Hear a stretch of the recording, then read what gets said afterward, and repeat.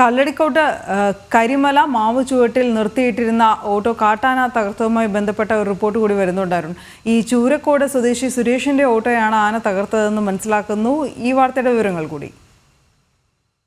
പാലക്കാട് കല്ലടിക്കോടാണ് ഇത്തരത്തിൽ കാട്ടാന ഓട്ടോറിക്ഷ തകർത്തത്. കല്ലടിക്കോട് കരിമല മാവ് ചുവട്ടിലായിരുന്നു നിർത്തിയിട്ടിരുന്ന ഓട്ടോ കാട്ടാന തകർത്തത്. ചൂരക്കോട് സ്വദേശി സുരേഷിന്റെ ഓട്ടോ ആണ് ആന തകർത്തത്. ഇന്നലെ രാത്രിയായിരുന്നു ഇത്തരമൊരു സംഭവം നടന്നത്. കരിമല ഭാഗത്ത് കഴിഞ്ഞ ദിവസം 2 ആനകളുടെ സാന്നിധ്യം വനംവകുപ്പ് സ്ഥിരീകരിച്ചിരുന്നു. പ്രദേശവാസികളാണെങ്കിൽ ഇടയ്ക്കിടെ ഇങ്ങനെ ജനവാസ മേഖലയിലേക്ക് കല്ലടിക്കോട് കാട്ടാന ഇറങ്ങുന്നു എന്നൊരു പരാതിയും പറയുന്നുണ്ട്.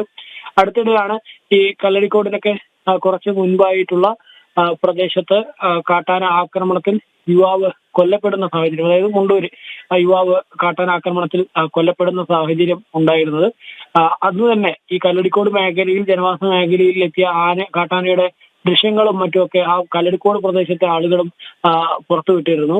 ഏതായാലും ഇപ്പോൾ കാട്ടാന ഓട്ടോറിക്ഷയാണ് തകർത്തിരിക്കുന്നത്. ജനവാസ മേഖലയിൽ സ്ഥിരമായി ഇങ്ങനെ ആനകൾ എത്തുമ്പോൾ അതിനെ കാട് കയറ്റണം എന്നൊരു ആവശ്യം നാട്ടുകാർ ഉന്നയിക്കുന്നുണ്ട്.